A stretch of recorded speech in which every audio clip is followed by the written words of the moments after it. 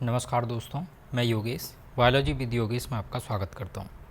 चलिए, जैसा कि हमने जो नीट एग्ज़ाम हुआ है उसमें बायोलॉजी के बॉटनी वाले सेक्शन को विद सॉल्यूशन कंप्लीट कर लिया है और आज जो हम सेकंड सेशन होगा जिसमें हम जूलॉजी वाला जो पोर्शन होगा उसको सॉल्यूशन करेंगे या उसके जितने भी क्वेश्चन होंगे उनको डिस्कस करके उनके सारे आंसर को आपके सामने रखेंगे। तो चलिए शुरू करते हैं। ये जूलॉजी वाला पोर्शन है, इस पेपर का कोड है S5। तो चलिए शुरू करते हैं। 151 नंबर जो क्वेश्चन है उसको देखते हैं। तो देखो क्या लिखा हुआ है, natural selection where more individuals, ये लिखा हुआ है नेचुरल सिलेक्शन हो रहा है जहाँ पर क्या हो रहा है, मोर इंडिविजुअल एक्वायर कर रहे हैं specific character value other than mean character. यानी कि अगर आपको याद हो जो ग्राफ बनता था नेचुरल सिलेक्शन में, वो 3 तरह के ग्राफ बनते थे। एक डिसरप्टिव वाला जहाँ पे क्या होता था, दोनों साइड पे क्या होता था, सिलेक्शन होता था। एक ग्राफ होता था क्या, जहाँ पर क्या होता है, डायरेक्शनल सिलेक्शन, जो एक्सट्रीमली करेक्टर वाले जो करेक्टर होते थे वो क्या हो जाते थे, सिलेक्ट हो जाते थे। इसी को कहते थे डायरेक्शनल सिलेक्शन। और ये इसका आंसर यही है, ये लिखा हुआ है देखो, मोर इंडिविजुअल्स एक्वायर स्पेसिफिक करेक्टर। तो ये स्पेसिफिक करेक्टर को एक्वायर कर रहे हैं, ना कि ये लिखा हुआ देखो other than mean character. Mean character यानी कि ये एवरेज सिलेक्शन। तीसरा सिलेक्शन होता है एक एवरेज सिलेक्शन, जहाँ पे क्या होता है, जो एवरेज पॉपुलेशन है उनको सेलेक्ट कर लिया जाता है। तो यहाँ पर जो करेक्ट आंसर होगा वो कौन होगा, जो डायरेक्शनल सिलेक्शन वाला है, क्योंकि यहाँ पर एक्सट्रीम करेक्टर क्या हुए हैं, सेलेक्ट हुए हैं, ना कि एवरेज करेक्शन वाले या एवरेज सिलेक्शन वाले। तो यहाँ पर देखिए फोर्थ ऑप्शन जो है डायरेक्शनल चेंजेस। तो चलिए अगला क्वेश्चन देखते हैं। गिवन बिलो टू स्टेटमेंट दिया हुआ, mycoplasma can passes through less than 1 micron. तो ये सही बात है। जो माइकोप्लाज्मा एक बैक्टीरिया है, इसका अगर साइज़ देखें तो इसका साइज होता है 0.1 माइक्रोन। ठीक है, तो जब 1 माइक्रोन फिल्टर से अगर इसको पास करेंगे तो हो जाएगा, यानी ये स्टेटमेंट सही है। अगला statement, mycoplasma are bacteria with cell wall, नहीं ये गलत है। माइकोप्लाज्मा वाले बैक्टीरिया में क्या होता है, सेल वॉल अब्सेंट होती है। तो पहला स्टेटमेंट करेक्ट है, but second statement is incorrect. तो पहला ऑप्शन करेक्ट हो जाएगा। अगला क्वेश्चन देखते हैं। A dehydration reaction links to glucose molecule to produce maltose. एक डिहाइड्रेशन की रिएक्शन हुई है जिसमें लिंक यानी कि जोड़ा गया है 2 ग्लूकोज के मॉलिक्यूल को, यानी 2 ग्लूकोज के मॉलिक्यूल को जोड़ो, C6H12O6। ये क्या है, ग्लूकोज है, 2 को जोड़ना है। यहाँ पे फिर से लिख दो C6H12O6। अब इसको जोड़ो, लेकिन डिहाइड्रेशन कराना है। डिहाइड्रेशन का मतलब वाटर को रिलीज़ करा दो, H2O रिलीज़ कराओ, और क्या बनाना है, माल्टोज। माल्टोज का फॉर्मूला क्या होता है, इसी का डबल होता है, क्योंकि जो माल्टोज होता है वो बनता है किससे, ग्लूकोज प्लस ग्लूकोज से। ठीक, तो यहाँ देखो वाटर के मॉलिक्यूल निकाल देना है, तो C6H, सॉरी यहाँ पर कितना हो जाएगा, 6 दूनी 12, यानी कि यहाँ कितना हो जाएगा, कार्बन के मॉलिक्यूल कितने होंगे, 12, यानी C12। H कितना होगा, 12 दूनी 24, 24 होंगे, लेकिन 24 में से 2 घटा दो क्योंकि H2O निकला है, तो कितना हो गया, H22। ऑक्सीजन कितना, 6 दूनी 12, और 1 निकालना है, तो ऑक्सीजन कितना हो जाएगा, 11। तो आप मिला के देख लीजिए, C12, H22 और O11। तो पहला ऑप्शन करेक्ट हो जाएगा। ठीक है, चलिए इसका अगला क्वेश्चन देखते हैं। 154वां question, which of the following statement with respect to endoplasmic reticulum. Endoplasmic reticulum के फेवर में कौन सा इनकरेक्ट है, गलत बताना है। तो चलिए स्टेटमेंट देखते हैं। In prokaryotes only RER present, नहीं, जो प्रोकैरियोट्स होते हैं वहाँ पर RER अकेले नहीं होते हैं, स्मूथ एंडोप्लाज्मिक रेटिकुलम भी उनमें देखने को मिलेगा। तो ये स्टेटमेंट गलत है। SER the site for lipid synthesis. Smooth endoplasmic reticulum क्या करता है, लिपिड या फैट के सिंथेसिस में रोल करता है, तो ये सही है। Rough endoplasmic reticulum has ribosome attach to ER, सही बात है। SER इज डिवाइड राइबोसोम, मतलब स्मूथ एंडोप्लाज्मिक रेटिकुलम में जो राइबोसोम है वो अब अनुपस्थित होते हैं, तो ये भी सही बात है, क्योंकि जो RER होता है वो इसलिए होता है उसका नाम, क्योंकि वहाँ पर राइबोसोम प्रेजेंट होता है। तो इसका करेक्ट आंसर क्या हो जाएगा, फर्स्ट इज करेक्ट आंसर। अगला क्वेश्चन है टैगमेना इन कॉकरोच अराइज फ्रॉम। जो टैगमेना है, जैसे कि अगर कॉकरोच देखोगे, कॉकरोच की ये मुंडी हो गई, इसका जो थोरैक्स वाला रीजन है उसको 3 पार्ट में डिवाइड करो। एक होता है यहाँ पर प्रोथोरैक्स, एक होता है मीजोथोरैक्स, एक होता है मेटाथोरैक्स। तो जो मीजोथोरैक्स है वहाँ से क्या निकलता है, विंग्स निकलते हैं, अ पेयर ऑफ विंग्स, और इन्हीं विंग्स को क्या नाम दिया जाता है, टैगमेना। तो मीजोथोरैक्स कहाँ है, मीजोथोरैक्स 4 ऑप्शन करेक्ट हो जाएगा। अगला क्वेश्चन है identify the asexual reproductive structure associated with penicillin. Penicillin से रिलेटेड कौन सा एसेक्सुअल रिप्रोडक्टिव स्टेज है। तो अगर आप पेनिसिलिन का डायग्राम देखेंगे तो कुछ इस तरीके से उसमें क्या बनते हैं, छोटे छोटे कोनिडिया बनते हैं। तो इसका आंसर क्या हो जाएगा, 4th इज करेक्ट ऑप्शन। चलिए अगला क्वेश्चन है, अगला क्वेश्चन दिया हुआ all vertebrates are chordate but all chordate are not vertebrate. जैसे ही अगर आप कॉर्डेटा वाले को, कॉर्डेटा जो एनिमल किंगडम क्लासिफिकेशन में अगर आप डिवाइड करेंगे तो एक निकलता है क्लास वर्टिब्रेटा। जो वर्टिब्रेटा एक क्लास निकलेगा, तो अब इससे देखिए आप, तो जितने भी वर्टिब्रेट होंगे वो सब कॉर्डेट होंगे, लेकिन सारे कॉर्डेट वर्टिब्रेट नहीं है, क्योंकि यहाँ पर भी एक क्लास डिवाइड करी जाती है। ठीक है, तो ये क्या हो जाएगा, पहला वाला जो स्टेटमेंट दिया हुआ है आप इसको देखिए फिर से।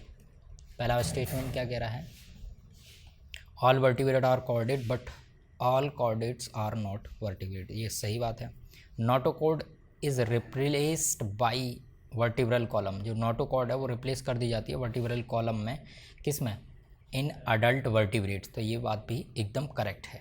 ठीक है, अब इसमें ऑप्शन देखना है तो यहाँ देखिए both A and R correct and R is the correct explanation for A. अगर आप एनसीईआरटी की लाइन देखेंगे तो बिल्कुल सेम लाइन है, ये जो लिखा हुआ ना, ये वाली लाइन और ये वाली लाइन, ये इसके पहले लिखी हुई है, यानी कि ये इसको वेरीफाई कर रहा है। तो ये क्या हो जाएगा, both A and R correct and R is correct explanation of A.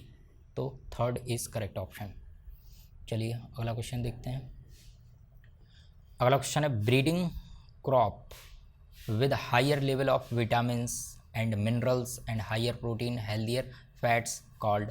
तो देखो जब भी क्या होता है, मिनरल्स, न्यूट्रिशन या जितने भी न्यूट्रिटिव सब्सटेंस है, अगर वो ब्रीडिंग ऐसी क्रॉप तैयार करी है तुमने जिसमें उन्हें न्यूट्रिशन वैल्यू का जो नंबर है वो बढ़ जाता है या बढ़ा दिया जाता है, तो उसको क्या कहते हैं, बायोफोर्टिफिकेशन। ठीक है, तो ए इज़ करेक्ट ऑप्शन। अगला क्वेश्चन है under normal physiological condition in human being every 100 ml of oxygenated blood can deliver, कितना करता है, 5 ml ऑफ ऑक्सीजन, जो कि टिश्यू को डिलीवर कर दी जाती है। तो 5 ml हो जाएगा। अगला क्वेश्चन देखते हैं in which of the following animal digestive tract has additional chamber. ऐसे कौन से एनिमल्स हैं इनमें से जिनमें एक कुछ एडिशनल चैम्बर पाए जाते हैं, जैसे कि क्रॉप और गिजार्ड। अगर आप क्रॉप और गिजार्ड के बारे में अगर आपको जानकारी हो तो यहाँ पर देखो जो क्रॉप और गिजार्ड वाला जो सेक्शन है ये बिल्कुल किस तरीके के होते हैं, ये स्टमक की तरह दिखाई देते हैं। ये बर्ड्स और रेप्टाइल में देखने को मिलेंगे। तो यहाँ पर देखो ऑप्शन में कोरबस यानी कौआ, कोलंबा यानी कबूतर, कैमिलियन ये रेप्टाइल आ गया, पावो क्रिस्टियानो ये होता मोर, और सिटैकुला ये होता पैरट यानी तोता, और ये कोरबस ये होता है आपका मोर। तो ये आपके सारे बर्ड्स वाले जितने भी होंगे इन सब में क्या देखने को मिलेगा, क्रॉप एंड गिजार्ड देखने को मिलेगा। तो 2nd ऑप्शन करेक्ट हो जाएगा। Which of the following function is not performed by secretion from saliva gland, यानी कि इनमें से कौन सा फंक्शन है जो कि सलाइवरी ग्लैंड द्वारा सिक्रीट करके परफॉर्म नहीं किया जाता। तो पहला है लुब्रिकेशन ऑफ ओरल कैविटी, ये सही बात है। डाइजेशन ऑफ डाइसैकेराइड, नहीं, डाइसैकेराइड का यहाँ पर डाइजेशन नहीं होता, क्योंकि यहाँ पर सिर्फ स्टार्च का डाइजेशन देखने को मिलेगा, वो भी किससे होता है, अमाइलेज से, या लिंगुअल अमाइलेज या सैलिवरी अमाइलेज या टाइलिन के नाम से जानते हैं। तो स्टार्च एक पॉलीसैकेराइड है, ना कि डाइसैकेराइड। तो इसका इनकरेक्ट बताना जो कि नहीं है, तो यही 2nd ऑप्शन करेक्ट हो जाएगा। Nitrogenous waste is excreted in the form of pellet और पेस्ट बाई, किसके द्वारा किया जाता है, बर्ड्स के द्वारा, यानी कि पावो क्रिस्टियानो ये बर्ड्स है। तो अगला क्वेश्चन देखते हैं। In an E coli strain I gene get mutated and its product can not bind inducer molecule if growth medium is provided with lactose, what will be the outcome. देखो अगर आपने lake operon वाला section अगर देखा हो तो lake operon में होता क्या है, एक होता है रिप्रेसर प्रोटीन, जो कि रिप्रेसर प्रोटीन क्या करता है, अगर रिप्रेसर प्रोटीन बनेगी तो जो ऑपरेटर है उस ऑपरेटर पर जाके बाइंड कर जाएगी कौन, रिप्रेशर प्रोटीन। और अगर रिप्रेशर प्रोटीन इस पर बाइंड कर गई तो जो डीएनए पॉलीमरेज जो पॉलीमरेज होगा वो इससे बाइंड कर तो लेगा, लेकिन आगे की तरफ जो इसके स्ट्रक्चरल जीन हैं जेड वाई और ए, तो अगर इसने ये इसके साथ रिप्रेसर प्रोटीन अगर ऑपरेटर के साथ बाइंड करेगा तो ये आगे नहीं बढ़ेगा। और जब भी क्या होता है इंड्यूसर प्रोटीन बनती है तो ये इंड्यूसर प्रोटीन इसके साथ यानी रिप्रेसर प्रोटीन के साथ क्या कर जाती है, यह है इंड्यूसर प्रोटीन और ये है रिप्रेसर प्रोटीन। जब इंड्यूसर प्रोटीन इसके साथ बाइंड कर जाती है तो ये इसके साथ बाइंड नहीं कर पाती, तब क्या होता है या जो आपका आरएनए पॉलीमरेज है वो इसके साथ क्या करेगा, आगे की तरफ जाएगा और ट्रांसक्रिप्शन करेगा और ट्रांसलेशन करेगा और इसकी प्रोटीन बनाएगा। तो अब यहाँ पर क्या रहा है कि इकोलाई स्ट्रेंड है जिसमें आई जीन म्यूटेटेड है, गेट म्यूटेटेड। तो देखो ये जो आई जीन होगा वो क्या बनाएगा, इंड्यूसर, और इंड्यूसर म्यूटेट हो गया तो इंड्यूसर बन नहीं पाएगा, यानी रिप्रेसर प्रोटीन फ्री रहेगी और इससे जाके बाइंड कर जाएगी। और जैसे ही बाइंड करी तो ये इसको ब्लॉक कर देगा। अब आरएनए पॉलीमरेज आगे जा ही नहीं पाएगा, ट्रांसक्रिप्शन नहीं कर पाएगा, ट्रांसलेशन नहीं कर पाएगा। अब ऑप्शन देख लीजिए, तो ZYA gene will not translated, यही इसका करेक्ट ऑप्शन होगा। ठीक है, आई होप आपको समझ आ गया होगा। चलिए अगला क्वेश्चन देखते हैं। Which of the following is present between the adjacent bone of vertebral column. जो वर्टिब्रल कॉलम है उनके बीच में बोन किस तरीके की होती है। तो देखो यहाँ पर लोगों को कन्फ्यूज़न रही होगी, एक तो इसमें कन्फ्यूज़न रही होगी इंटरकैलेटेड डिस्क और एक रही होगी कार्टिलेज में। ये इंटरकैलेटेड डिस्क आप कई लोगों को ये समझ में आ रहा होगा कि दो वर्टिब्रल कॉलम है उनके बीच में एक इंटरकैलेटेड डिस्क डली होती है। तो आपको बता दें ये इंटरकैलेटेड डिस्क जो यहाँ पर लिखा हुआ है ये यहाँ का नहीं है, उसको तो इंटरवर्टिब्रल डिस्क कहते हैं। यहाँ जो इंटरकैलेटेड जो डिस्क नाम आया है वो पता कहाँ होता है, वो होता है आपके जब भी आप हार्ट मसल देखेंगे, जो हार्ट मसल अगर आप देखेंगे तो उसमें कुछ क्या पाई जाती हैं, इंटरकैलेटेड डिस्क पाई जाती हैं, उनको कहते हैं इंटरकैलेटेड डिस्क। तो यहाँ इसका तो कोई संबंध ही नहीं है। तो यहाँ पर अगर हम देखें जो वर्टिब्रल कॉलम है उसके बीच में क्या पाया जाता है, कार्टिलेज टिश्यू पाया जाता है। तो इसका करेक्ट आंसर क्या होगा, कार्टिलेज। अगला क्वेश्चन देखते हैं। Fatty acid and glycerol can not be absorbed into the blood. सही बात है, डायरेक्ट ब्लड में एब्जॉर्ब नहीं होती है। अगर आप इंटेस्टाइन वाला जो पोर्शन है उसमें कुछ विलाई देखेंगे, ये कुछ विलाई है, ये विलाई है और विलाई के अंदर क्या होता है, यहाँ पर ये इस तरीके से अगर आप देखेंगे तो लिम्फेटिक वेसल्स या लिम्फेटिक कैपिलरी पाई जाती हैं। और जब भी कोई क्या आता है, जब भी कोई अगर ये आया आपका फैट सब्सटेंस या काइलोमाइक्रोन, तो अगर ये फैट आएगा तो इसके ऊपर एक प्रोटीन का कोट किया जाता है, उसके बाद इसको एब्जॉर्ब किया जाता है और जैसे ही एब्जॉर्ब होगा ये जाएगा लिम्फेटिक वेसल में।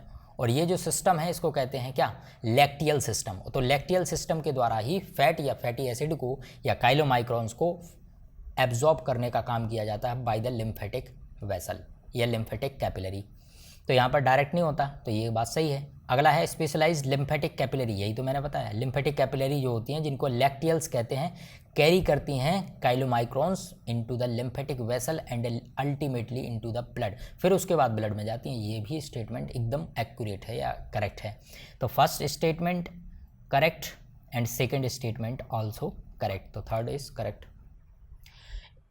Select the incorrect statement with reference to mitosis. Mitosis के फेवर में ये बताना कौन सा गलत है, इनकरेक्ट। तो क्रोमोसोम डीकंडेंसेशन या डीकंडेंस एट टीलोफेज, सही बात है। टीलोफेज का पूरा माइटोसिस कंप्लीट होने के बाद डीकंडेंसेशन शुरू हो जाएगा। Splitting of centromere occur at anaphase. जो सेंट्रोमियर है, सेंट्रोमियर से जो क्रोमोसोम है वो कब टूट जाता है, ये कह रहा है। यहाँ से सेंट्रोमियर से टूट जाता है, यहाँ से सेंट्रोमियर से अलग हो जाता है, स्प्लिट हो जाता है, तो कब हो जाता है, एनाफेज में। ये बात सही है, एनाफेज में ही तो होता है, तो ये भी ठीक है। अच्छा इनकरेक्ट बताना है तो पहले अभी इसको होल्ड, इसको हटा देते हैं। यहाँ देखिए, यानी कि ये स्टेटमेंट तो सही है, ये भी स्टेटमेंट सही है। अगला है all the chromosome lies at equator at metaphase. Metaphase mitosis में मेटाफेज वाली जो स्टेज होती है वहाँ पर क्या हो जाता है, क्रोमोसोम कहाँ आ जाते हैं, ये मिडिल में आ जाते हैं इक्वेटर वाली लाइन पर, तो ये भी सही है। अगला है spindle fibre attach to the centromere of chromosome. ये सेंट्रोमियर पर बाइंड नहीं करते, सेंट्रोमियर पर कुछ प्रोटीन होती है जिनको क्या कहते हैं हम, काइनेटोकोर। ये काइनेटोकोर से जाके एस्टल फाइबर जाके बाइंड करते हैं, इनको अलग अलग करते हैं। तो यही इसका करेक्ट ऑप्शन हो जाएगा, क्योंकि ये सेंट्रोमियर से बाइंड नहीं करता। किससे करता है स्पिंडल फाइबर? काइनेटोकोर से बाइंड करते हैं। तो इसका इनकरेक्ट यही हो जाएगा। ठीक है, चलिए अगला क्वेश्चन देखते हैं। अगला क्वेश्चन दिया हुआ है, the release of sperm into the सेमनिफेरस tubules called spermiation. ये एकदम करेक्ट बात है। जो स्पर्म होते हैं, स्पर्म जो उस वॉल से अटैच होते हैं, वहीं से निकल के फिर कहाँ चले जाते हैं? सेमनिफेरस ट्यूब्यूल में चले जाते हैं। यही प्रोसेस कहलाती है स्पर्मिएशन। अगला है, spermiogenesis is process formation of sperm from spermatogonia. नहीं, दो अगर स्पर्मेटोगोनिया की बात करें तो वो तो स्टार्टिंग में होती है। जब भी अगर हम बात करें स्पर्मेटेड से उनका मेच्योरेशन होकर स्पर्मेटोजोआ बना देना, यानी कि मेच्योर स्पर्मेटोजोआ बना देना, क्या कहलाता है आपका? ये प्रोसेस कहलाती है स्पर्मियोजेनेसिस। जबकि यहाँ पर तो स्पर्मेटोगोनिया के लिए बोल रहे थे, ये गलत हो गया। यानी कि पहला स्टेटमेंट करेक्ट है और सेकंड स्टेटमेंट क्या है? इनकरेक्ट। चलिए अगला क्वेश्चन देखते हैं। The coagulum is formed of network thread called thrombin. देखो, जो जब भी चोट लग जाती तो वहाँ पर क्या होता है? कोगुलम, यानी कि यहाँ पे क्लॉटिंग। ये कोगुलम जो है ये क्लॉटिंग के लिए एक दूसरा शब्द होता है कोगुलम। तो यहाँ क्लॉटिंग करा देगा। तो क्लॉटिंग कराने के लिए ये कह रहे हैं कि एक थ्रेड लाइक स्ट्रक्चर ऐसे थ्रेड लाइक स्ट्रक्चर बन जाते हैं, उस प्रोटीन का नाम है थ्रोम्बिन। तो ये गलत है। अगर आपने मेरा ब्लड वाला जो लेक्चर है वो अगर देखा है तो उसमें मैंने बताया था, जो एक फाइब्रिनोजिन प्रोटीन या एक फाइब्रिन प्रोटीन जो होती है वो इसको क्या करती है? क्लॉट कराने में, ऐसे नेट लाइक स्ट्रक्चर बनाने में हेल्प करती है। तो ये तो गलत हो गया। अगला है, spleen is the graveyard of erythrocyte, यानी कि जो आरबीसी हैं उनकी मरने का स्थान कौन है? या ग्रेवयार्ड ऑफ एरिथ्रोसाइट, यानी कि आरबीसी का जो मुर्दा घर है उसको किसको कहते हैं? स्प्लीन को कहते हैं। तो ये करेक्ट स्टेटमेंट है, यानी कि सेकंड करेक्ट है, फर्स्ट रॉन्ग है। तो first incorrect and second is correct. ठीक है, चलिए अगला क्वेश्चन देखते हैं। Identify the micro organism which is responsible for production of immunosuppressive molecule cyclosporin. Cyclosporin एक तरह का क्या है? ड्रग है। और ये किस लिए यूज़ किया जाता है? ये यूज़ किया जाता है उन लोगों के लिए जिसमें क्या होता है? ऑर्गन ट्रांसप्लांट होता है। और ऑर्गन ट्रांसप्लांट होने की वजह से क्या होता है? उसका खुद का ऑटो इम्यून जो सिस्टम है वो उसको मारने लगता है। इसीलिए उससे बचने के लिए उनको क्या किया जाता है? इम्यूनोसप्रेसिव ड्रग दिए जाते हैं, जिससे कि उनका इम्यून रुक जाए, इम्यून सिस्टम उसको अटैक ना करे जो कि नया ऑर्गन ट्रांसप्लांट हुआ है। तो ये किससे निकाला जाता है? एक फंगस है, उस फंगस का नाम है ट्राइकोडर्मा पॉलीस्पोरम। तो ये आपको पता होना चाहिए। ट्राइकोडर्मा पॉलीस्पोरम से निकाला जाता है साइक्लोस्पोरिन ड्रग। जो फंगस वाला चैप्टर है उसमें मिलेगा आपको ये। चलिए अगला देखते हैं। Which of the following statement are true spermatogenesis but do not hold true oogenesis। मतलब oogenesis में तो नहीं है और स्पर्मेटोजेनेसिस में है, ये हमें बताना है। It result the formation of haploid gamete. ये बात सही है। हैप्लॉइड गैमीट चाहे आपका वो स्पर्मेटोजेनेसिस हो चाहे oogenesis, दोनों में हैप्लॉइड गैमीट बनते हैं। n नंबर क्रोमोसोम रहता है उसमें। Differentiation of gamete occur after the completion of meiosis. मतलब मियोसिस के बाद डिफरेंशिएशन होने लगता है गैमीट का। इसको अभी होल्ड कर लेते हैं, ये सही भी हो सकता है और गलत भी। अगला स्टेटमेंट देखते हैं। मियोसिस अकर कंटिन्यूसली। मियोसिस जो है कंटिन्यूस होती रहती है in mitotically dividing stem cell population. जो स्टेम सेल पॉपुलेशन है उसमें मियोसिस कंटिन्यूसली होती रहती है। तो ये बात भी ठीक है। इसके बाद है, it is controlled by the luteinizing hormone LH and follicular stimulating hormone FSH secreted by the anterior pituitary. ये भी सही है। जो FSH और LH हैं दोनों oogenesis स्पर्मेटोजेनेसिस में हेल्प करेंगे। तो चलिए यहाँ पर अगला अगर देखें, it is initiated at puberty. Puberty में तो क्या होता है? स्टार्ट स्पर्मेटोजेनेसिस बस, बट oogenesis नहीं होता। Do not hold true for oogenesis। कौन सा oogenesis के लिए ट्रू नहीं है? तो ये ट्रू नहीं है। oogenesis के लिए क्या है? ये ट्रू नहीं है। तो यानी कि ई वाला ट्रू नहीं है। तो ई वाला किस में दिया हुआ? ई इसमें दिया हुआ है। और इसके बाद ये वाला, ये थर्ड वाला ऑप्शन हो जाएगा। लेकिन मैं अभी भी इस क्वेश्चन के लिए श्योर नहीं हूँ। मेरे अकॉर्डिंग इस आंसर का ये क्या है, ये डाउटफुल रहेगा। इसमें कौन सा आंसर है, ये डाउटफुल रहेगा 171 वाला। तो मेरे हिसाब से सी एंड ई होना चाहिए, लेकिन इसका जो एनटीए है वो क्या मानता है इसका आंसर, वो आप चेक कर लेना, इसमें डाउट रहेगा। ठीक है, चलिए in situ conservation refer. In situ का मतलब क्या होता है, फ्लोरा एंड फाउना जहाँ पर वो मौजूद हैं, यानी कि एनिमल और प्लांट जहाँ पर वो मौजूद हैं और वहीं पर उनको संरक्षण दिया जाए या कंजर्वेशन दिया जाए, ये कहलाता है इन सीटू कंजर्वेशन। तो अब देखो यहाँ पर क्या लिखा हुआ, कंजर्व ओनली एंडेंजर्ड स्पीसीज। नहीं, ऐसा तो नहीं है, वहाँ पर जो स्पीसीज ख़त्म होने वाली हों सिर्फ उन्हीं को कंजर्वेशन थोड़ी ना करते हैं, जो वहाँ पर रह रही हैं ऑलरेडी वहीं पर उनको कंजर्व किया जाता है। कंजर्व ओनली एक्सटिंक्ट स्पीसीज, नहीं, जो विलुप्त होने वाली होती हैं प्रजाति उन्हीं को कंजर्व थोड़ी करते हैं, सबको करते हैं। Protect and conserve the whole ecosystem, ये एकदम करेक्ट से, वहाँ पर जो इकोसिस्टम है उसको कंजर्व करने का और उनको प्रोटेक्ट करने का काम करता है, इकोसिस्टम को बचाने का काम करता है इन सीटू कंजर्वेशन में, तो ये करेक्ट हो जाएगा। अगला क्वेश्चन देखते हैं। Lippes loop is a type of contraceptives used. देखो लिपर्स लूप जो होता है वो बिल्कुल इस तरीके से एस शेप में दिखाई देता हो, इस तरीके से ये डबल एस शेप में, और इसको कहाँ डाल दिया जाता है, आपके यूटेराइन वॉल के अंदर या यूटेराइन सिस्टम के अंदर डाल दिया जाता है, इसीलिए इसका नाम क्या है, कॉपर रिलीजिंग आईयूडी यानी इंट्रा यूटेराइन डिवाइस है। ये एक तरह की जैसे कि कॉपर टी होती है वैसे ही ये भी होता है, बस ये एस शेप में होता है, वो कॉपर टी कैसा होता है, टी शेप में होता है। ठीक है, तो चलिए इसका सेकेंड ऑप्शन करेक्ट हो जाएगा। Which of the following is correct match the disease, disease में मैच कराना है। तो मिस्चीविया ग्रेविस जेनेटिक डिसऑर्डर, नहीं, मिस्चीविया ग्रेविस क्या है, एक ऑटो इम्यून डिसऑर्डर है, तो ये तो गलत हो गया।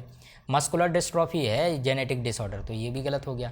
आर्थराइटिस इन्फ्लामेटेड जॉइंट, ये सही है। जो आर्थराइटिस की जो डिजीज़ होती है इसमें जॉइंट में क्या होने लगता है, पेन होने लगता है, वहाँ पे इन्फ्लामेशन शुरू हो जाती है, तो इसका थर्ड ऑप्शन करेक्ट हो जाएगा। अगला दिया हुआ tetanic calcium high calcium level, high calcium नहीं होता है इसमें, लो कैल्शियम होता है टिटेनिक में, तो ये गलत हो जाएगा। Which of the following is not function of conducting part of respiratory system, respiratory में कंडक्ट करता कौन सा पार्ट। तो देखो temperature of inhaled air is brought to body temperature, ये टेम्परेचर जो इनहेल की हुई जो हवा है वो बॉडी के टेम्परेचर के समान कर देता है, तो ऐसा तो नहीं है। Provides surface for diffusion of O2 and CO2, ये तो करेक्ट बात है, रेस्पिरेटरी सिस्टम में यही तो होता है, ऑक्सीजन और CO2 का डिफ्यूजन, ये करेक्ट है। नॉट पूछ रहा है लेकिन।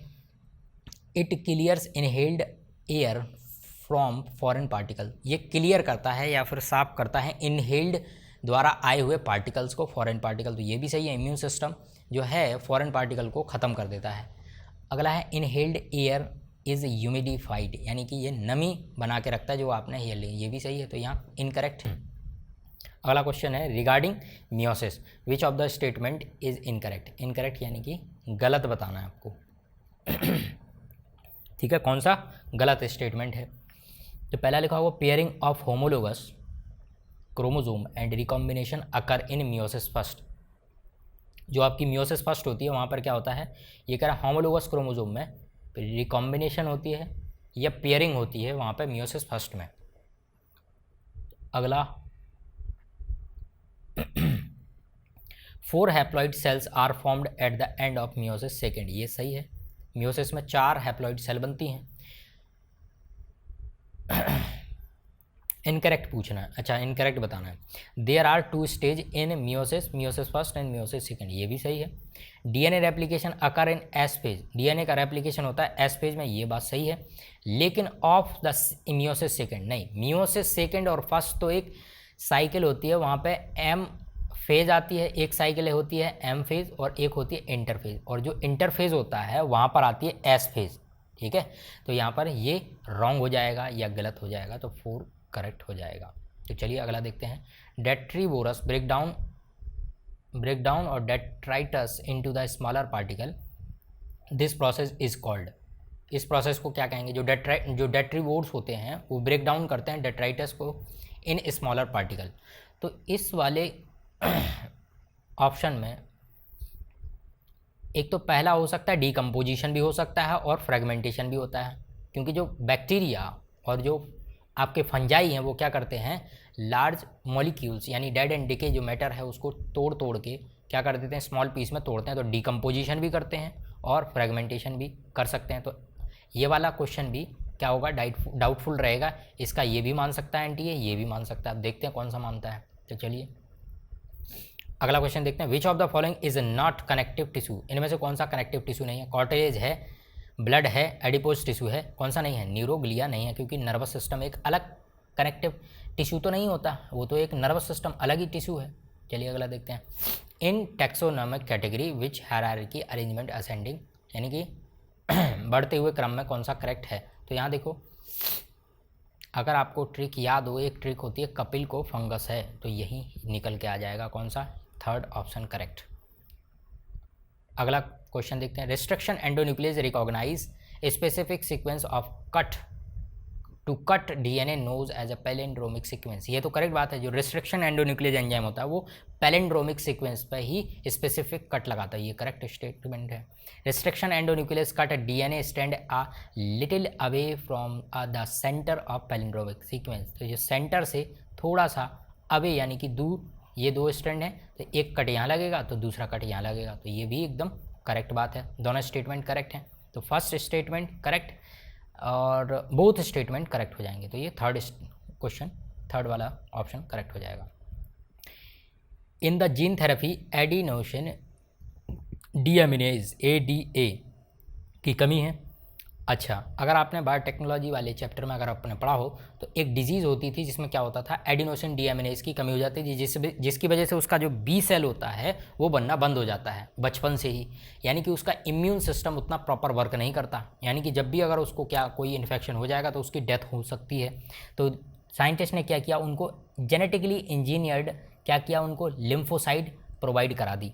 तो अब वो कैसी होंगी वो हमें बताना। Lymphocyte from patients blood are grown in culture outside the body. Lymphocyte को बाहर क्या करेंगे, ग्रो करेंगे, कल्चर करेंगे। अब बाहर अगर कल्चर कर भी लिया तब भी क्या होगा, उससे कोई समाधान तो होगा नहीं। Genetically engineered lymphocyte are not immortal, ये एकदम करेक्ट है।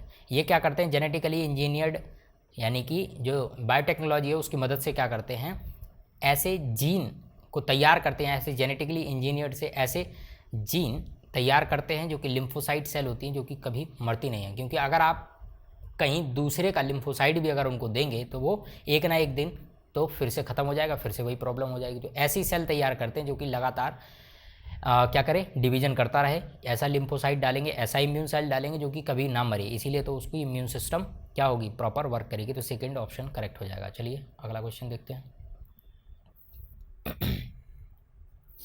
Osteoporosis is characterised by decrease the bone mass and increase the chance of fracture. यही सही बात है। बोन से अगर कैल्शियम की कमी होने लग जाए तो उसको कहते हैं ऑस्टियोपोरोसिस, ठीक है, जिससे कि क्या हो सकता है, फ्रैक्चर हो सकता है। करेक्ट स्टेटमेंट है। Common cause of osteoporosis is increased the level of oestrogen. नहीं, जैसे जैसे इंसान या औरतें जो बूढ़ी होने लगती है उनमें ईस्ट्रोजन की कमी होने लगती है, इसी वजह से उनमें क्या होता है, ऑस्टियोपोरोसिस के चांस बढ़ जाते हैं। जबकि यहाँ उल्टा कह रहा है कि हाई हो जाए, हाई होने से ऑस्टियोपोरोसिस नहीं होता, लो होने से होता है। तो पहला स्टेटमेंट करेक्ट है, but second statement are wrong. तो पहला ऑप्शन करेक्ट हो जाएगा। At which stage of life oogenesis process. अच्छा, oogenesis कब से होती है, तो oogenesis आपकी एम्ब्रियोनिक स्टेज से ही स्टार्ट हो जाती है। तो फोर्थ ऑप्शन करेक्ट। अगला है 8 Drosophila in laboratory population of 80 died during a week. The death rate in population, death rate निकालना है, 8 डिवाइडेड बाई 80 निकाल दो तो कितना आ जाएगा, तुम्हारा आ जाएगा 0.1। तो इसका आंसर क्या हो जाएगा, 3 इज़ करेक्ट। अगला है autoimmune disorder is condition where body defence mechanism recognize its own cell as a foreign body. सही बात है। जब भी ऑटो इम्यून डिसऑर्डर मतलब खुद का ही इम्यून सिस्टम खुद के ही सेल को मारने लगे तो वो उसको फॉरेन बॉडी या फॉरेन बॉडी की तरह समझने लगता है उसको, और उसके खिलाफ ही क्या करने लगता है, इम्यून सिस्टम जनरेट करने लगता है। तो ये सही बात है। Rheumatoid arthritis is condition where body does not attack self cells. ये गलत है। रूमेटॉइड आर्थराइटिस में क्या होता है, ये एक तरह का ऑटो इम्यून डिसऑर्डर है जिसमें खुद की ही इम्यून सेल आपके खुद के ही सेल को मारने लगते हैं। तो ये गलत हो गया। तो पहला स्टेटमेंट करेक्ट है, बट सेकेंड स्टेटमेंट क्या है, रॉन्ग है। फर्स्ट करेक्ट हो जाएगा। अब बायोलॉजी का जो बी वाला सेक्शन है उसको देखते हैं, जूलॉजी का। तो चलिए यहाँ देखते हैं, the recombination frequency between the gene. अच्छा, ये जेनेटिक्स का क्वेश्चन है, ये मुझे नहीं आ रहा है, तो इसको आप कहीं और से देख सकते हैं। चलिए अगला देखते हैं, मैच करना है। तो ग्लाइकोजन स्टोरेज है, कहाँ होता है? लीवर में। ग्लोबिन एक तरह की प्रोटीन है। अगर आपने मेरा ब्लड वाला जो लेक्चर अगर नहीं देखा है, मैं लिंक दे दूंगा, उस ब्लड वाले चैप्टर से भी कई सारे क्वेश्चन आए हैं। तो यहाँ देखो, जो ग्लोबिन प्रोटीन है वो कहाँ मिलती है? एंटीबॉडी बनाने में, इम्यूनोग्लोबुलिन बनाते हैं, तो एंटीबॉडी हो गया। स्टेरॉइड एक तरह का हार्मोन है। बायोकैटालिस्ट थॉम्बिन। ठीक है, बस आंसर निकल जाएगा। पहले का चौथा, पहले का ए का चौथा, तो सिर्फ, अच्छा इसमें भी है, इसमें भी है, दूसरे का तीसरा इसमें है, तो दूसरा ऑप्शन करेक्ट हो जाएगा। ठीक है। Which of the following are not affect या effect of parathyroid hormone. Parathyroid जो हार्मोन है उसको कहते हैं पीटीएच, यानी कि पैराथार्मोन। और पैराथार्मोन क्या करता है? पैराथार्मोन क्या करेगा? Decrease the calcium level in the blood. नहीं, ये पैराथार्मोन क्या कर देता है? ब्लड में कैल्शियम लेवल को इंक्रीज कराता है। तो ये तो गलत हो गया, ये बताना है नॉट इफेक्ट, जो इफेक्ट ना करे, तो ये गलत हो गया। Reabsorption of calcium by renal tubule, तो रीनल ट्यूब्यूल से जो आपका नेफ्रॉन है वहाँ पर भी कैल्शियम का रीएब्जॉर्प्शन अगर होगा तो वो ब्लड में कैल्शियम लेवल को बढ़ाएगा, है ना। तो ये बात क्या हो गई? Reabsorption of calcium by renal tubule, ये करेक्ट है। Decrease the absorption of calcium from digested food, यानी कि ये कह रहा है कि एब्जॉर्प्शन कम कर देता है जो आपने खाया है वहाँ से ब्लड में पहुँचाने के लिए कैल्शियम। तो ये तो गलत बात है। यहाँ क्या होता है? यहाँ तो बढ़ जाता है। जब भी पैराथार्मोन जो होगा वो आपने जो भी खाया है कैल्शियम, वो उसको कहाँ पहुँचा देगा? आपके ब्लड में पहुँचा देगा। ठीक है, कौन? Parathormone. Increase the metabolism of carbohydrate, यानी कि इंक्रीज़ कर देता है मेटाबॉलिज्म ऑफ कार्बोहाइड्रेट को, ये कह रहा है कम, अच्छा इंक्रीज़ करा देता है। तो चलिए इसको देख लेते हैं, इसका ऑप्शन क्या होगा। तो हमने reabsorption of calcium renal tubule, ये तो करेक्ट है, यानी कि सी ऑप्शन तो करेक्ट है। यहाँ पर देखो सी वाला इसमें भी है, इसमें भी है। और decrease the calcium level of, ये तो एकदम गलत ही है, तो बी वाला तो होगा नहीं, बी वाला तो होगा नहीं। Stimulates the process of bone reabsorption, ये सही है, यानी कि A and C correct option हो जाएगा। ठीक है, चलिए अगला क्वेश्चन देखते हैं। Which of the following is not desirable feature of cloning vector. Cloning vector में जो डिजायरेबल फीचर हैं वो कौन सा नहीं है? तो presence of single restriction enzyme site, सही बात है, एक ही जगह होगी कट लगाने के लिए तो बेटर रहेगा। प्रेजेंस ऑफ 2 और मोर रिकॉग्निशन साइट, नहीं, रिकॉग्निशन साइट अगर 2 से ज़्यादा होंगी तो फिर हमें पता भी नहीं चलेगा कहाँ से कहाँ उसको वेक्टर को रेप्लिकेशन करना है। ठीक है, तो क्या हो जाएगा? सेकंड करेक्ट ऑप्शन हो जाएगा। चलिए अगला क्वेश्चन देखते हैं। डायाफ्राम जो होता है एक तरह का, ये कवर कर लेता है सर्विक्स को, ब्लॉक कर देता है एंट्री ऑफ स्पर्म। तो इसका पहले का चौथा ये हो गया, ए का फोर्थ। इसके बाद intra uterine device increase the phagocytosis sperm with in the uterus, तो ये हो गया इसका सी का दूसरा, सी का सेकंड, ये हो गया फोर्थ ऑप्शन करेक्ट हो जाएगा। ठीक है, अगला देखते हैं। If colour blind female marry, एक कलर ब्लाइंड, ये मान लो कलर ब्लाइंड फीमेल है, एक्स ले लिया, marry a man whose mother also colour blinded, मतलब ये एक मदर है जिसकी कलर ब्लाइंडेड है, उसका जो लड़का है वो कौन है? ये है, तो उसके एक्स में भी होगा इसका जीन, ये भी ये एक्स में जीन होगा। अब इसकी क्या, अगर हम क्या कराएं, मीटिंग करा के देख लें तो जो बच्चे आएंगे सारे के सारे जितने भी एक्स होंगे जिनके पास, वो सब के सब क्या होंगे? ग्रसित होंगे, यानी 100% सारे के सारे जितने भी उनकी प्रोजनी होंगी सब में कलर ब्लाइंडनेस देखने को मिलेगा। अगला है which of the following statement not true, कौन सा? आप देख रहे हैं कितने सारे नॉट ट्रू, इनकरेक्ट कितने सारे पूछे हुए हैं, तो ये आपको ध्यान रखना है। होमोलॉजी इंडिकेट्स कॉमन एंसेस्टर, जो होमोलोगस करेक्टर होते हैं, होमोलोगस में क्या होता है? सिमिलर, देखने में सिमिलर लगते हैं लेकिन फंक्शन कैसे होते हैं? डिफरेंट होते हैं, एंसेस्टर सेम होते हैं, तो ये तो करेक्ट है। Flippers of penguin and dolphin are pair of homologous organ, जो फ्लिपर्स, अच्छा होमोलोगस यहाँ पे लिखा हुआ, फंक्शनल डिफरेंट होते हैं। तो देखो पेंगुइन जो हैं उनके फ्लिपर्स और डॉल्फिन के जो फ्लिपर्स हैं दोनों के एक फंक्शन सेम बता रहे हैं और कह रहे हैं होमोलोगस, तो ये तो गलत हो गया। जबकि ये कैसे हैं? एक दूसरे के एनालोगस होंगे, ना कि होमोलोगस। क्यों? क्योंकि फंक्शनली कैसे होंगे? फंक्शनली सेम होंगे। ठीक है, तो चलिए सेकेंड ऑप्शन करेक्ट हो जाएगा। Which of the following is a correct statement, correct statement बताना। Slime mould are saprophyte organism classified under the Monera, Monera में नहीं आते, प्रोटिस्टा में आते हैं। कौन? स्लाइम मोल्ड, तो ये गलत हो गया, करेक्ट बताना है। Mycoplasma have DNA, ribosome and cell wall, cell wall नहीं होती, तो ये गलत हो गया। Cyanobacteria are group autotrophic organism classified under the kingdom Monera है, सही बात है। जो ब्लू ग्रीन एल्गा है या हम साइनोबैक्टीरिया की बात करें तो ये ऑटोट्रॉपिक बैक्टीरिया होते हैं और फोटोसिंथेसिस भी कर सकते हैं, तो ये करेक्ट स्टेटमेंट होगा, यही करेक्ट बताना था, ये करेक्ट हो जाएगा। ठीक है, चलिए अगला क्वेश्चन देखते हैं। Incorrect statement with respect to acquired immunity, acquired immunity क्या कहलाती है? जो बचपन से नहीं मिली होती है, वो आगे जाके जैसे जैसे आप बड़े होते हैं वो आप उसको एक्वायर करते जाते हैं। ठीक है, तो anamnestic response is due to memory of first encounter. Anamnestic response ये कहलाता है जैसे कि आपको पहले कभी मान लो चिकन पॉक्स हुआ फर्स्ट टाइम, तो उस टाइम पे आप चिकन पॉक्स से डिजीज़ कॉज हो गई, यानी कि इन्फेक्टेड हो गए आप पहली बार, उसके बाद दोबारा ज़िंदगी में कभी चिकन पॉक्स नहीं होता। क्यों नहीं होता? क्योंकि एमनेस्टिक रिस्पॉन्स यानी कि तुरंत अब आपके पास स्पेसिफिक एक्वायर्ड इम्यूनिटी डेवलप हो गई उस रिस्पॉन्स या उस एंटीजन के खिलाफ, तो अब दोबारा आपको क्या नहीं होगा? चिकन पॉक्स नहीं होगा। तो ये सही बात है। इनकरेक्ट पूछ रहा है लेकिन ये तो सही बात है। Acquired immunity is not specific, नहीं, ये स्पेसिफिक होती है। ठीक है, एक्वायर्ड इम्यूनिटी जो होती है वो स्पेसिफिकली होती है, जो आपको बचपन से नहीं मिलती है लेकिन आप उसको डेवलप करते हैं। जैसे कि अभी कोरोना वायरस आया था, तो किसी के पास कोरोना वायरस के स्पेसिफिक एंटीबॉडी नहीं थी, उसको उसने जनरेट किया है यानी कि एक्वायर किया है, तो इसीलिए उसको क्या कहेंगे? उस कंडीशन को कहेंगे एक्वायर्ड इम्यूनिटी। तो वो स्पेसिफिक है, स्पेसिफिक किसी कोरोना वायरस के खिलाफ वाली एंटीबॉडी उसने बनाई है, तो इससे सेकंड ऑप्शन इनकरेक्ट हो जाएगा। अगला क्वेश्चन देखते हैं। ब्रैंक्यूल्स, ब्रैंक्यूल्स कहाँ होती हैं? ये अगर आपने मेरा रेस्पिरेटरी वाला जो लेक्चर है उसको देखा होगा तो मैंने वहाँ पर ये बात बताई थी। ब्रैंक्यूल्स जो होते हैं वो कैसे होते हैं? सिलिएटेड एपिथेलियल के बने होते हैं। गॉबलेट सेल कैसी होती है? गॉबलेट सेल होती है ग्लैंडुलर टिश्यू की, जो कि क्या करती हैं? म्यूकस का सिक्रीशन करती हैं। जो टेंडम होता है, टेंडम एक टेंडम होता है और एक क्या होता है? लिगामेंट। तो ये अगर हम बात करें एडिपोज टिश्यू की, तो ये कैसा होता है? Loosely connective tissue. तो ये टिश्यू वाले चैप्टर से है, तो आप मिला के देख लीजिए। ए वाला किससे मिला? ए वाला फोर्थ के साथ, तो यहाँ पर एक ही मिलने के साथ ही सारे ऑप्शन करेक्ट हो गए। अच्छा, अगला है statement related to human insulin are given below statement are correct about genetically engineered insulin. जो जेनेटिकली इंजीनियर्ड इंसुलिन बनाया गया है लैब में, उसमें बताना कि क्या क्या चीज़ें कैसे कैसे हैं।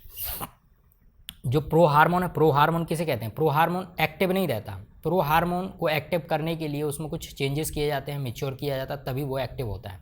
तो pro hormone insulin contain extra stretch of C peptide. तो ऐसी कोई कंडीशन नहीं थी जेनेटिकली इंजीनियर्ड इंसुलिन में। क्यों? क्योंकि जो जेनेटिकली जो इंसुलिन बनाया गया था उसमें क्या किया गया था? एक ए वाला जो पॉलीपेप्टाइड था और जो बी वाला पॉलीपेप्टाइड था, इनको अलग अलग ई कोलाई में ग्रो कर लिया गया था। उसके बाद इन दोनों को क्या कर दिया गया था? हाइड्रोजन सल्फाइड बॉन्ड से जोड़ दिया गया था। सी वाले स्ट्रेच को तो यहाँ पर बनाया ही नहीं गया था। अगला ऑप्शन है A peptide and B peptide chain of insulin were produce separately. यही तो बात बताई अभी हाल, अलग अलग उनको क्या किया जाता है? ग्रो किया जाता है। E coli excited and combined by the creating disulphide bond and between them. ये तो करेक्ट है।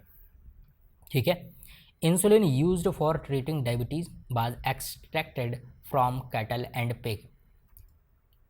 जो गाय भैंस या जो सुअर है इनसे निकाला जाता है insulin used for treating diabetes. इनसे इंसुलिन निकाल के डायबिटीज़ का इलाज किया जाता है। अच्छा, इसको होल्ड कर लेते हैं। Pro hormone insulin needs to be processed for converting into mature and functional hormone.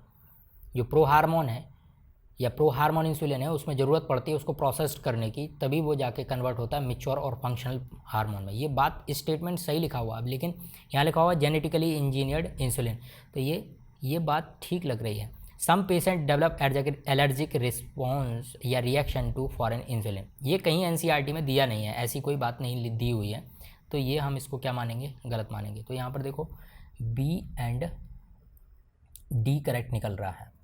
B and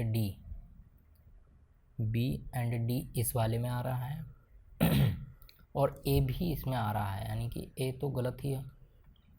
तो अकेला इसमें क्या हो जाएगा फिर, ये वाला करेक्ट हो जाएगा, अकेला ओनली बी वाला स्टेटमेंट करेक्ट रहेगा, क्योंकि जेनेटिकली इंजीनियर्ड में ये वाली कहानी तो होती नहीं है, क्योंकि अलग अलग उसको डेवलप करते हैं। तो फोर्थ ऑप्शन करेक्ट हो जाएगा।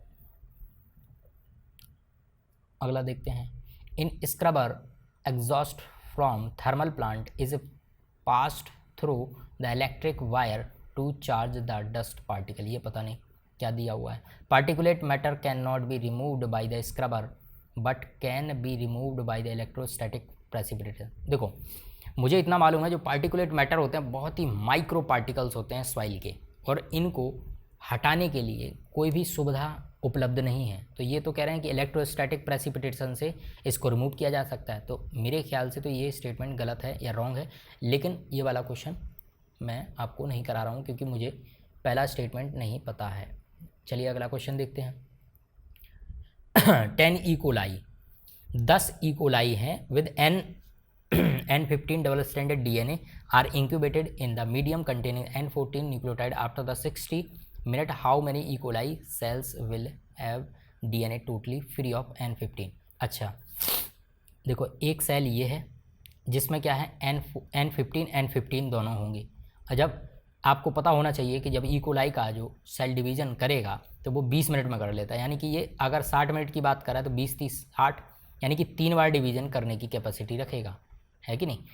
तो एक बार तो ये डिवीज़न हो गया, एक बार ये हो गया, एक बार 2 बार और एक बार और कर दो, एक बार और डिवीज़न होगा, है ना। यहाँ से भी 2 बनेंगी, एक बार अच्छे से थोड़ा सा बनाते हैं ताकि आपको अच्छे से समझ आ सके। तो यहाँ देखो 2 यहाँ पे भी सेल बनेंगी, 2 यहाँ पे बनेंगी, यहाँ पे भी 2 सेल बनेंगी और 2 यहाँ पर भी बनेंगी। तो इतना डिवीज़न होगा। और जब भी हम क्या देखेंगे, ये कह रहा है कि पहले वाले में N15 डाला तो इस वाले में क्या होगा, N15 और N14 दोनों वाले होंगे, ठीक। अब इसके बाद अगर हम देखेंगे तो वो कैसे देखने को मिलेंगे, 4 यहाँ से निकलेंगे जिनमें N15 नहीं होगा, सिर्फ 14 होगा, और 2 ऊपर निकलेंगे। तो 4 और 2 कितना हो गया, 6, यानी एक को लेके अगर निकालेंगे तो 6 सेल, है ना। और जबकि अगर हम 10 को लेके चलेंगे तो 10 6 60, तो 60 सेल हो जाएंगी जो कि फ्री होंगी टोटली, N15 उसमें मौजूद नहीं होगा।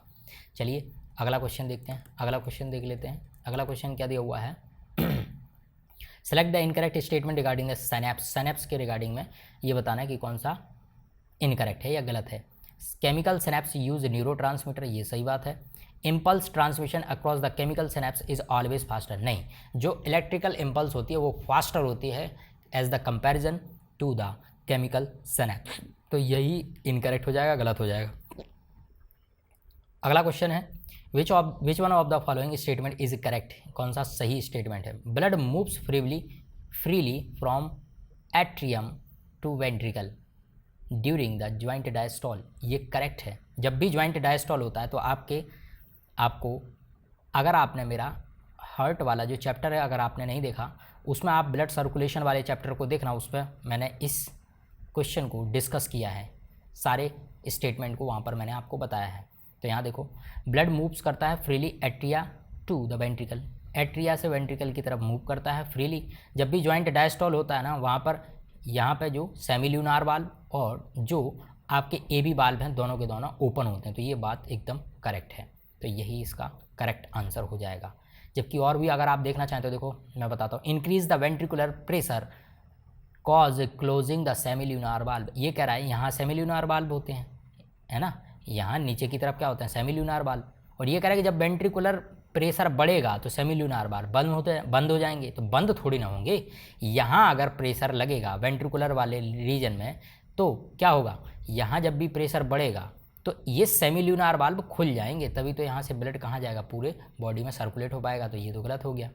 अगला कह रहा है द एट्रियोवेंट्रिकुलर नोड यानी AV node generate the an action potential to the stimulate arterial contraction. तो इसके रिगार्डिंग भी मैंने एक लेक्चर दिया है, आप ह्यूमन फिजियोलॉजी वाले मेरे जो लेक्चर हैं उसमें आप देखना, मैंने एक नोडल टिश्यू सिस्टम करके लेक्चर दिया है, आपको अगर चाहिए तो मैं लिंक दे दूंगा। तो यहाँ देखो मैंने बताया था, यहाँ होता है SA नोड, उसके बाद आता है AV नोड, फिर उसके बाद यहाँ बताया था बंडल ऑफ फिश, फिर उसके बाद बताया था परकिंजे फाइबर। तो यहाँ अगर आप स्टार्टिंग पॉइंट देखें तो वो होता है ऐसे नोड। ऐसे नोड से क्या होता है, यहाँ पर कॉन्ट्रैक्शन करवाता है कौन, ऑरिकल वाले चैम्बर को। ये कह रहे हैं कि ए भी करवा रहा है, तो ये तो गलत हो गया। The tricuspid and bicuspid valve open due to the pressure exerted by the simultaneously contraction of atria. Atria के कॉन्ट्रैक्ट्स की वजह से ही ये खुलता है, कौन, ये सेमिल्यूनार, ये जो बाइकस्पिड और ट्राइकस्पिड वाल्व। नहीं, थोड़ा बहुत जो ब्लड है वो पहले ही चला जाता है, 20 से 30% जो ब्लड बचता है तभी उस टाइम पे ये वाल्व ओपन होते हैं, तो ये गलत हो जाएगा। ठीक है, तो आई होप आपको लेक्चर पसंद आया हो। आप लोग लाइक करना भूल जाते हैं, आप लोग लाइक करें और ज़्यादा से ज़्यादा आप लोग सब्सक्राइब करें। और आप लोग कमेंट नहीं देते हैं, कमेंट ज़रूर दिया करिए। कमेंट देंगे तो मुझे मोटिवेशन मिलेगा और इसी तरीके की वीडियो बनाने के लिए। तो इसी तरह लाइक करें और ज़्यादा से ज़्यादा लोगों को शेयर करें। Thank you.